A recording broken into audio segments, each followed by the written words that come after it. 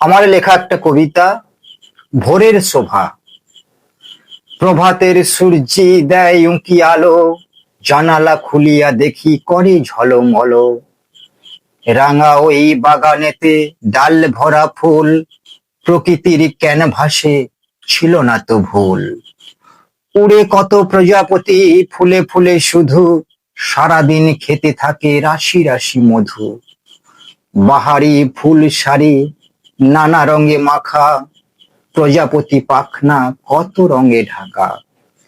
তিরি তিরি কম্পন দেয় ওই ডানা, এক মনে মধু খেতে ছিল না তো মানা।